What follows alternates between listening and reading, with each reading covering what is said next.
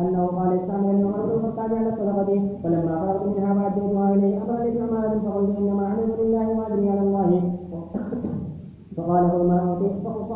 أوتيت فإني عملت على عهد رسول الله صلى الله عليه وسلم فعملني فقلت مثل قولك فقال لي رسول الله صلى الله عليه وسلم إذا أوتيت شيئا من غير أن تقرأ فكل وتصدق. وبه قال حدثني هارون بن سعيد قال حدثنا ابن وهب قال أخبرني عمرو بن الحارث عن بكير بن مسجد عن مسلم بن سعيد عن ابن سعد أنه قال استعمل عمر بن الخطاب على سلمة بن حديث الليثي. وبه قال حدثنا زهير بن حرب قال حدثنا سفيان بن عيينة بالزناد عن الأعرج عن ابي هريرة رضي الله تعالى عنه يبلغ به النبي صلى الله عليه وسلم قال قلب الشيء شاب على حب النبي حب العيش والمال.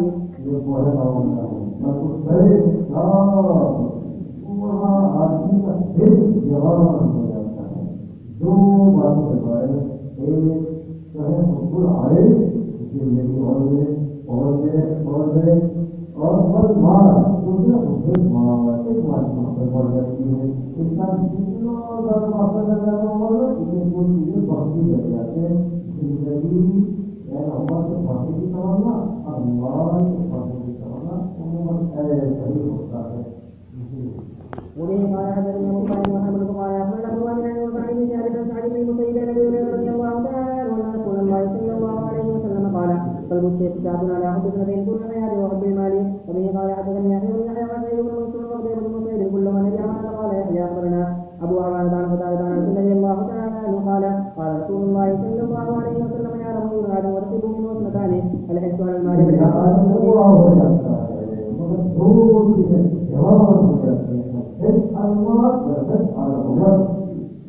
ومن قال حدثنا ابو غسان بن اسماعيل ومحمد بن مسلم قال حدثنا معاذ بن هشام قال حدثني ابي عن قال انس النبي الله تعالى عنه ان نبي الله صلى الله عليه وسلم قال بمثله. وبه قال حدثنا ابو مسلم وابو الشعري قال حدثنا محمد بن جابر قال حدثنا ثور قال سمعت قتادة يحدث عن رسول مالك الذي الله عنه عن النبي صلى الله عليه وسلم بنحوه. وبه قال حدثنا يحيى بن يحيى وسعيد بن منصور وغير بن مسعود قال يحيى اخبرنا وقال الاخران حدثنا ابو عوانة عن قتادة عن انس النبي الله تعالى عنه قال قال رسول الله صلى الله عليه وسلم لو كان لي يعلم وادينا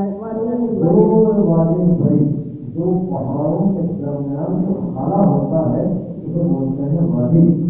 पहाड़ के दरमियान का खाला है बहुत बड़ा होता है उसे बोलते हैं वादी। जो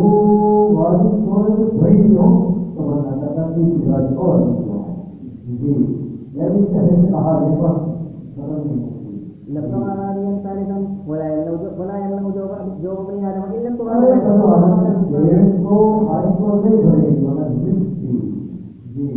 وبه قال حدثنا ابن المثنى وابن بشار قال ابن المثنى قال حدثنا محمد بن جعفر قال أخبرنا شعبة قال سمعت قتادة يحدثنا عن مالك رضي الله تعالى عنه قال سمعت رسول الله صلى الله عليه وسلم يقول ولا أدري أشيء أنزل أم شيء كان يقول في مثل حديث أبي عوانة. وبه قال حدثني حرمل بن يحيى قال أخبرنا ابن وهب قال أخبرني يونس بن شهاب عن رسول مالك الذي الله تعالى عنه عن رسول الله صلى الله عليه وسلم أنه قال لو كان لابن آدم مال من ذلك أحب إلى أن له مال آخر ولن يملأ أخاه إلا التراب والله يتوب على من تاب. وبه قال حدثني زهير بن حجر وعمر بن عبد الله قال حدثنا حجاج بن محمد عن ابن جريج قال سمعت عطاء يقول سمعت رسول الله سمعت ابن عباس رضي الله تعالى عنهما يقول سمعت رسول الله صلى الله عليه وسلم يقول لو أن لابن آدم من أواد مال أحب أن يكون إليه مثله ولا يملأ نفس ابن آدم إلا التراب والله يتوب على من تاب. قال ابن عباس فلا أدري أن القرآن هو أملا إلا في رواية غيره قال فلا أدري أن القرآن هو أملا. وبه قال حدثني سعيد بن سعيد قال حدثنا علي بن مسلم عن داود عن أبي حازم بن الأسود عن أبي رضي الله تعالى عنه قال ورد أبو موسى الأشعري إلى قراء أبي بكر ودخل عليه 300 رجل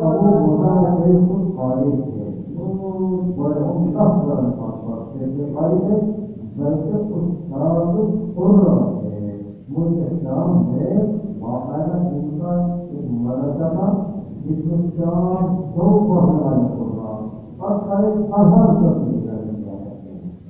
जी ऐसा बता वालों ने जो कुरान को बुलाया कुरान से उनकी तारीफ ऐसे हो जी فقال أنتم خيار أهل المسجد وقرأهم وتقولون ولا يقولن أحدكم ولا يقولن عليكم وتصب قلوبهم كما Kemudian itu umil memang mahal, umilnya mahal. Di pada itu kemudian كما قصدتم من كان قبلكم فإنا كنا نقرأ سورة كنا نشبهها بالطول والشجر بقرعة فنسيتها غير أني قد حدثت منها لو كان لابن آدم واديا من مال لابتغى باديا سالة ولا لو ذوق ابن آدم إلا التراب وكنا نقرأ سورة كنا نشبهها بأحد المسبحات فأنسيتها غير أني قد حدثت منها يا أيها الذين آمنوا لم تقولون ما لا تفعلون فتكتب شهادة في أعناقكم وتسألون عنها يوم القيامة وبه قال حدثنا زهير بن حبيب بن نمير قال حدثنا سفيان بن عيينة عن ابن شهاب عن ابي هريرة رضي الله تعالى عنه قال قال رسول الله صلى الله عليه وسلم ليس الغنى عن كثرة العمل ولكن الغنى عن النفس. التمام على الإخوان التمام أنه كثرة كتابه في المدارس التي وذات دينه الشافعي بالدين المجال اسمه وبه قال حدثنا يحيى بن يحيى قال اخبرنا الليث بن سعد وقال حدثنا خليل بن سعيد وقال راجل الذي قال حدثنا ليس عن سعيد بن سعيد المقبوري عن عياذ بن عبد الله بن سعد انه سمع ابا سعيد الخدري رضي الله تعالى عنه يقول قام رسول الله صلى الله عليه وسلم فخطب الناس فقال لا والله ما اخشى عليكم ايها الناس الا ما يرضي الله لكم من زهر الدنيا. मुझे तुम्हारे बारे में जो खतरा है वो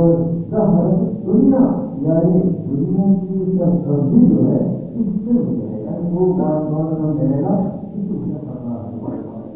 قال رجل يا رسول الله يا الخير بالشر فثمر رسول الله صلى الله عليه وسلم ساعة ثم قال كيف قلت قال قلت يا رسول الله يا الخير بالشر فقال له رسول الله صلى الله عليه وسلم ان الخير لا ياتي الا بخير إن كل ما ينبت الربيع يأكل حبة أو يلم إلا أجل له يتلقى فلا تحاسبها استقبلت الشمس فلقت أوبارا ثم استمرت فعادت فأكلت ومن يأخذ مالا بحقه وبارك له فيه ومن يأخذ مالا بغير حقه ومثله كمثل الذي يأكل ولا يسمع. وبه قال حدثني ابو الطاهر قال اخبرنا عبد الله بن وهب قال اخبرني مالك بن انس بن زيد بن اسلم عن طائر بن يسار عن النبي سعيد بن خديجه رضي الله تعالى عنه ان رسول الله صلى الله عليه وسلم قال اقرب ما اخاف عليكم ما يخرج الله لكم من زهر الدنيا قالوا وما زهر الدنيا يا رسول الله قال بركات الارض قالوا يا رسول الله وهل ياتي الخير بالشر قال لا ياتي الخير الا بالخير لا ياتي الخير الا بالخير لا ياتي الخير الا بالخير ان كل ما انبت الربيع يقتل او يلم الا اجل القدر فانها تاكل حتى ينتظر القاتل فان استقبلت الشمس ثم استرت وقالت وتركت ثم عادت فاكلت ان هذا المال فضل حلوه فمن اخذه بحقه ووضعه في حقه فنعم المعونه هو ومن اخذه بغير حقه كان كالذي ياكل ولا يسمع. وبه قال حدثني علي بن حسن قال حدثنا اسماعيل بن ابراهيم عن هشام بن سعيد بن السماعي عن يحيى بن ابي كثير عن هلال بن ابي ميمونه عن طائر بن يسار عن ابي سعيد الخدري رضي الله تعالى عنه قال جلس رسول الله صلى الله عليه وسلم على المنبر وجلسنا حوله فقال ان مما اخاف عليكم بعد ما يسع عليكم من دار الدنيا وزينتها فقال رجل ايات الخير بالشر يا رسول الله فقال فسكت رسول الله صلى الله عليه وسلم فقيل ما شانك تكلم رسول الله صلى الله عليه وسلم ولا يكلمك قال ورأينا انه ينزل عليه فافاق ينزع عنه الرخصاء وقال ان هذا السائل كانه حمده فقال انه لا يعرف الخير بالشر وان مما ينبت الربيع يقتل او يلم الى اعداد القدر فانها ثلاث فاتحه استقبلت على الشمس وزلت وما فان هذا المال قدر حلول وصائر المسلم ولمن اطاعه منه المسكين والسبيل او كما قال رسول الله صلى الله عليه وسلم وانه من ياخذ بغير حقه كالذي ياكل ولا يسمع ويكون عليه شهيدا يوم القيامه. وبه قال حدثنا قتيبة بن سعيد بن مالك بن انس بما قلنا عليه رضي الله تعالى عنه ان ناس من الانصار كانوا رسول الله صلى الله عليه وسلم فعباهم ثم ساله فعباهم حتى يعرف ما عنده قال ما يكون من يولد فلن تقدروا عنكم ومن يستعجب ان يعزه الله ومن يستغفر يغنيه الله ومن يسير يكبره الله وما يعطي عليه احد من عطائه فانما هو من الصبر. وبه قال حدثنا ابو بكر قال اخبرنا عبد الرزاق قال حدثنا محمد بن هذا الاسناد نحوه. وبه